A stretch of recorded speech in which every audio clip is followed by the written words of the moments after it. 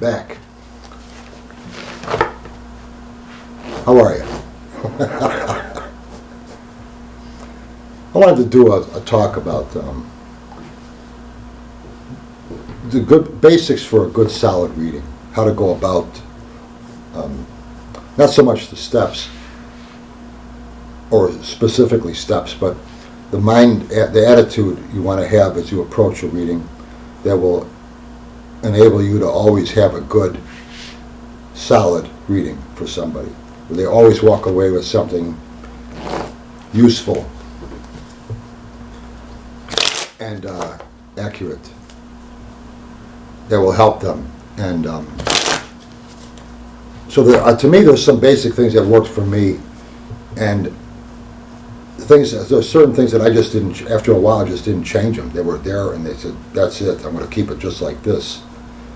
And other things that I changed a little bit over time, refined to be something a little bit more useful to me.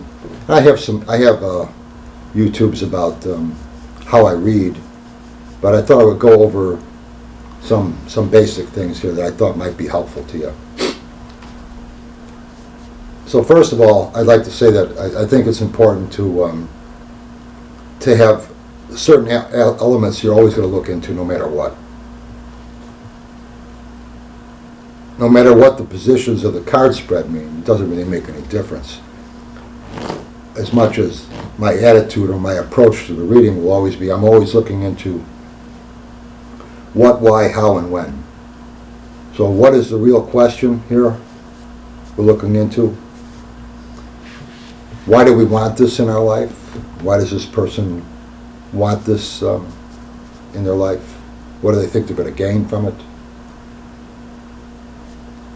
How are we going to get it? That's important. So how? And when is the best time to act on this? Timing. When? When's the best time to act to their advantage? What, why, how, and when?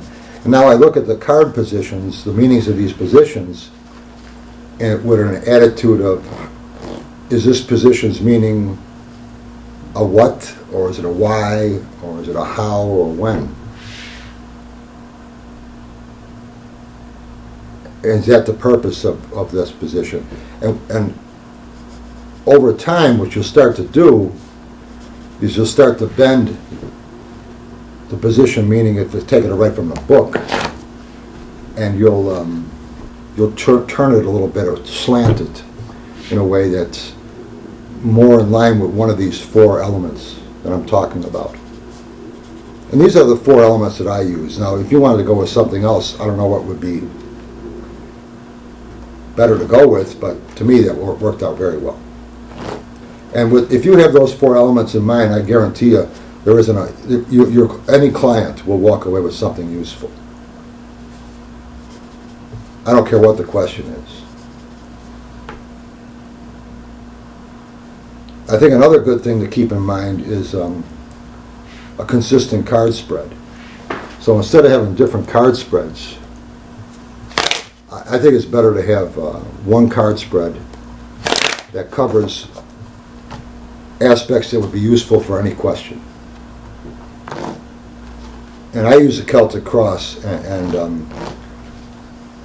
but over time what I did is I bent or refined or slanted the meanings of those positions in ways that I thought were a lot more beneficial, for me anyway they were.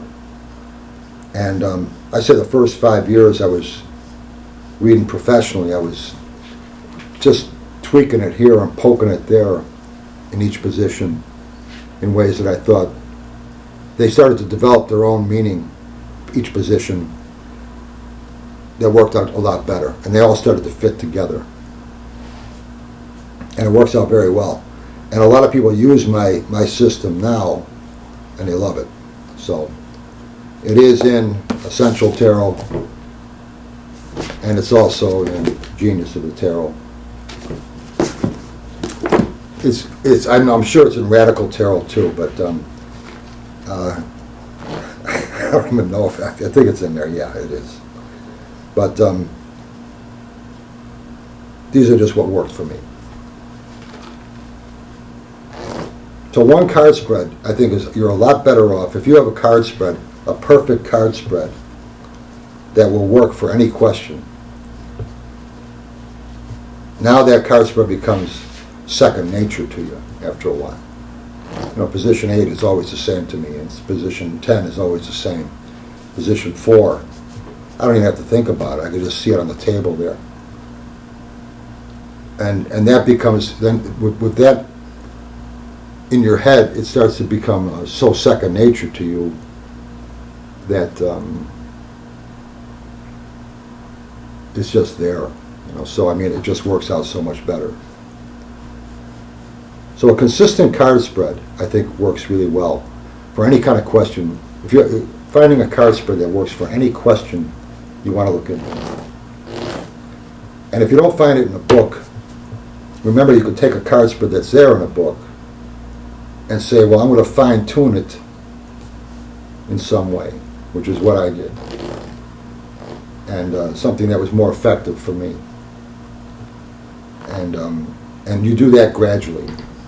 You don't do it overnight. You just turn it a little here and you turn it a little there, and you use it for a while. Then you do it again a little later on, or as you read from one reading to another, it just starts to mold itself and shape itself into something that's very, very good for you. And this takes a little time, that's all. But I got good starting points in my books here as far as which way to go on that, as far as the position meanings. And again, I use the Celtic cross. And I haven't changed my position meanings even slightly in probably 20 years, after I got them exactly the way I wanted them.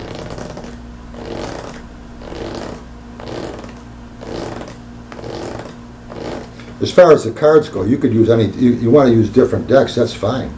But I would suggest keeping the spread the same. So whether I'm using the Rider deck or the Marseille deck or the Sacred Rose or whatever, it doesn't make any difference. The spread's the same. And so you could use all sorts of different decks if you want. It doesn't make any difference.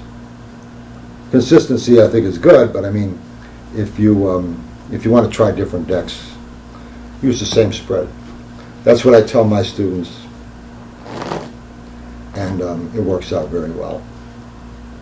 I'm going to put a link in the bottom of this to my YouTube channel, and in there I do have samples of my spreads, my sample readings that I've done with the Celtic Cross. Also, I put 3 card spread samples in there too. That's a good way to learn. The 3 card spread's a good one to learn, to practice with, as you can get the cards to blend with each other to make one meaning. The cards, 3 card spread allows you to fit the cards together to make a meaning. And once you start to learn how to fit them together like that, it wouldn't make any difference what spread you want to use. You'd be able to do it fine.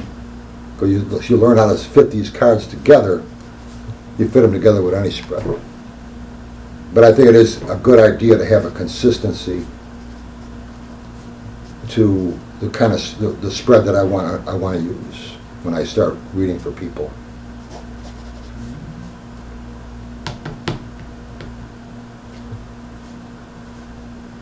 Another suggestion that I just came out with would be record your readings, and not with tape recorder, because a tape recorder, if you want to go to position 7, you got to fast forward it or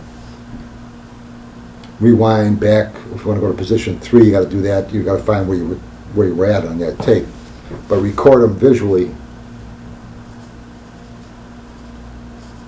And let's keep a pad of paper here, and you can just write down the cards, and that helps too.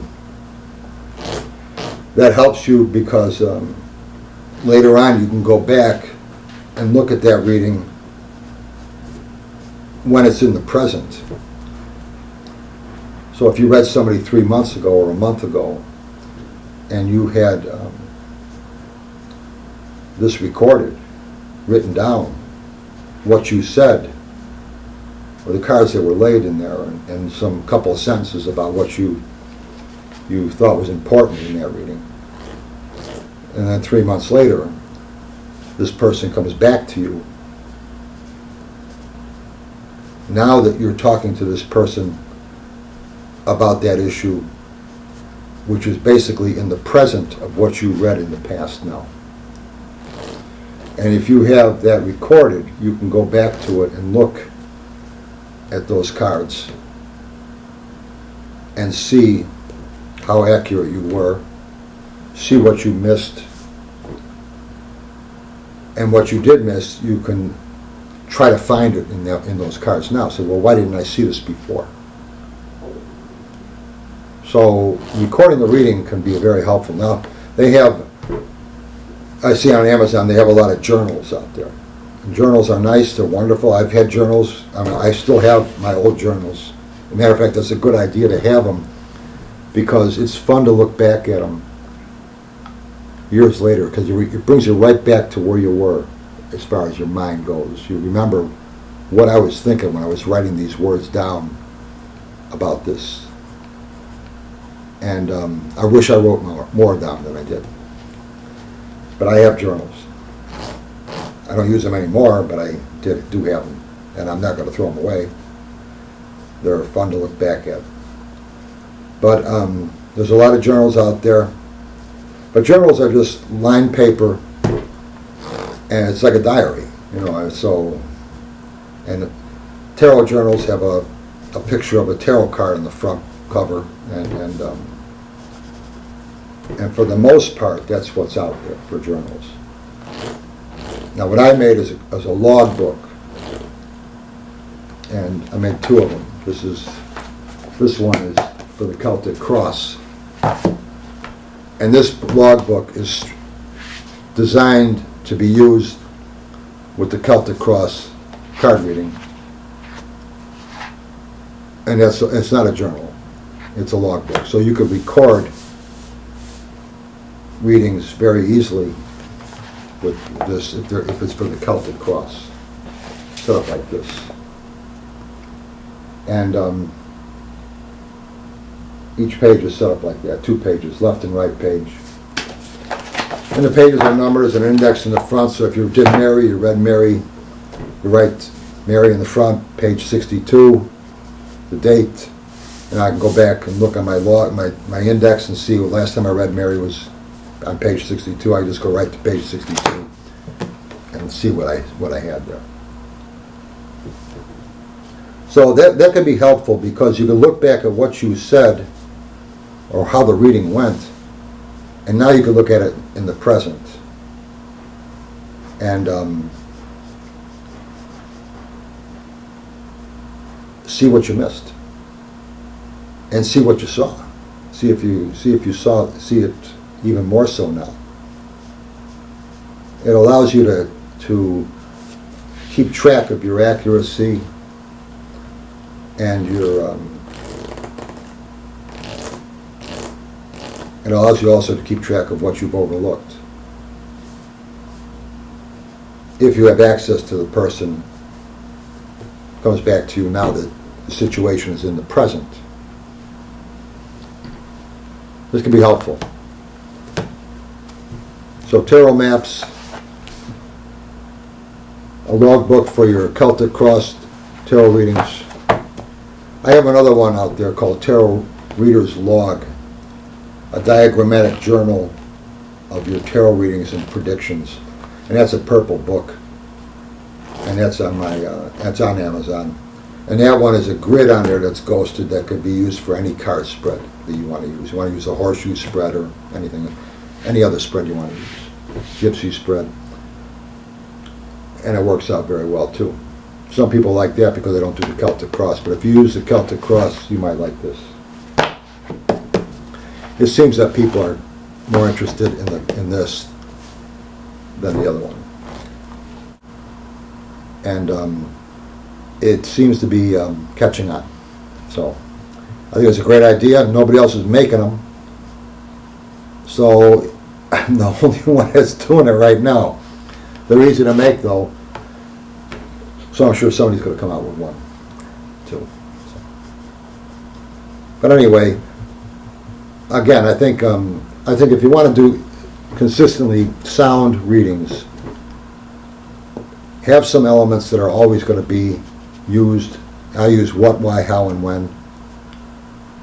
And I use those elements to try to see how they're used in each position.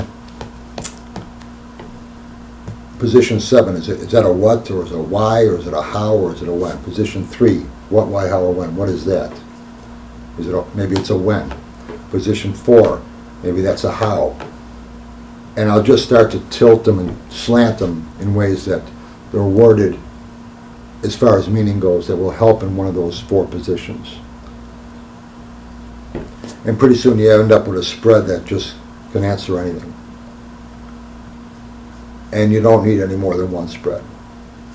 And I think it's important to have a consistency with your card spread. So having one spread that works for any reading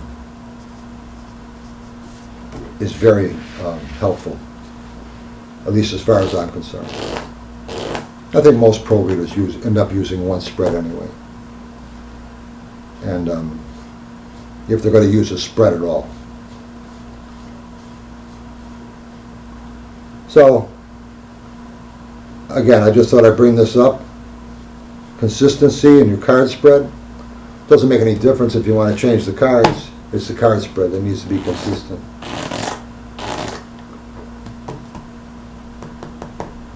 What, why, how, and when works real well. And if you want, log your readings. I think it will help you. And if you like this, subscribe to my channel. And like I said, in the link below, there's going to be, in the description, there'll be a link to my channel if you want to check out my other videos. I have a lot of sample readings in there and some other stuff. So thanks for watching. Keep throwing cards.